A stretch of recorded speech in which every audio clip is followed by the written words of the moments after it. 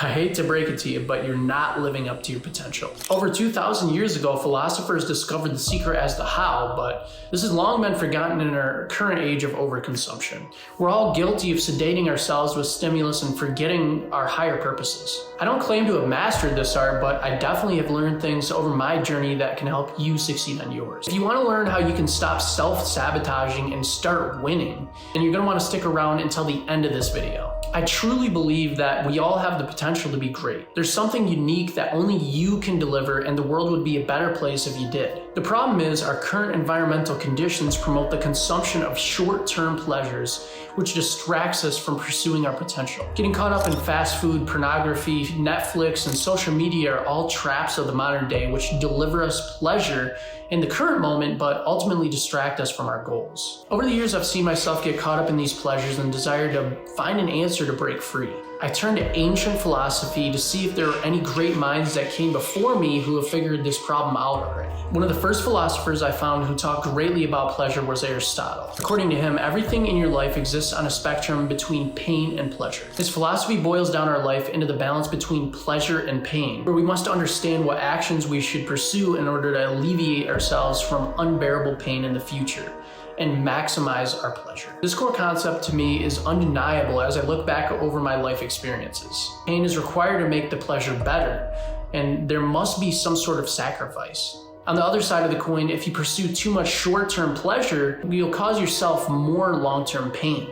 I saw this exact philosophy at play on a recent trip that I had to Sedona, Arizona. On this trip, I took many difficult hikes which produced breathtaking views. As I reached the summits, it felt extremely rewarding as I had to go through the pain of the hike to produce the result. Compare this with going out at night for some drinks with your friends. It's interesting because it's almost the opposite. The result of that action is much more pain the following morning. The pleasure in the moment of drinking alcohol, which required zero effort to accomplish, set myself up for more pain through unbalanced neurotransmitters and a nasty headache. Like everything in life, there's a balance that must be struck.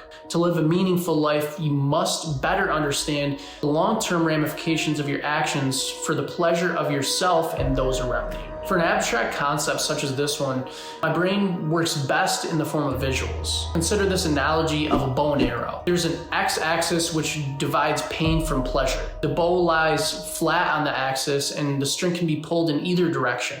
As you pull the bow backwards, you're experiencing more pain on the spectrum. It's hard to convince yourself to intentionally pursue pain, well, because it's painful. The reason that you should intentionally put yourself into a painful environment is the release into pleasure that you experience from making the painful action.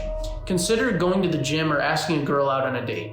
Both these actions are perceived as painful. Exercise hurts the body, and asking a girl out has a high probability of rejection. When you do these actions properly through the intentional pursuit of pain, you'll be rewarded as the arrow is released and propelled forward into a much more pleasurable area. When you do these actions properly through the pursuit of intentional pain, you'll be rewarded as the arrow is released and propelled forward into much more pleasure. Endorphins from a good workout or the feeling of accomplishment from locking down a date will far exceed the short-term discomfort that you felt that was preventing you from making these actions. If you never pull the bow backwards and deal with the pains, you're limiting the amount of future pleasure that you can possess.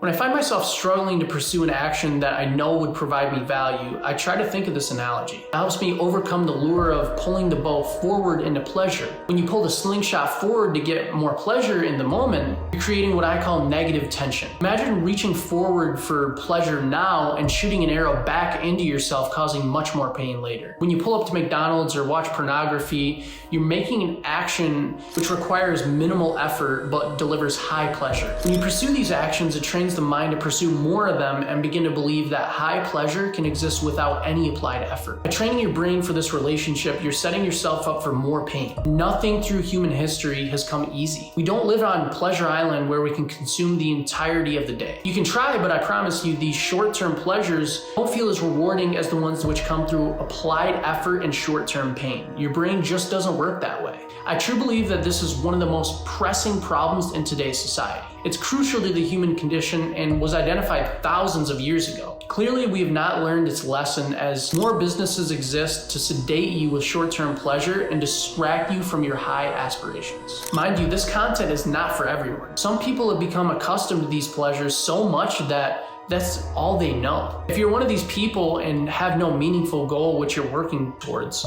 don't give up hope. I was this way as well, and the only way out is through the definition of a noble aim. I've intentionally put myself through significant periods of suffering for my physical body to build myself up to become better at martial arts. I voluntarily have done this because it was a good that I consciously thought of and intentionally pursued. The pain in the moment was worth it as I could aim at this goal. Even starting this YouTube channel has caused a lot of pain as I had overcome the fears of public speaking and being on camera and develop new skills. It's been worth the struggle as I've directed the pain into my goal, sharing my knowledge with the rest of the world. I hope you can see how you too can channel the negative experiences in your life behind a meaningful goal. It's possible to control the direction your arrow flies through the intentional pursuit of pain. You'll be far better off than letting powerful stimuli pull you into the short-term pleasures. It honestly hurts me to see that as a society we've become so detached with our goals that we'd rather consume the pleasure that we know would deliver us a positive emotion in the moment instead of pursuing something that doesn't guarantee a return on investment. There are always moments where I feel like these forces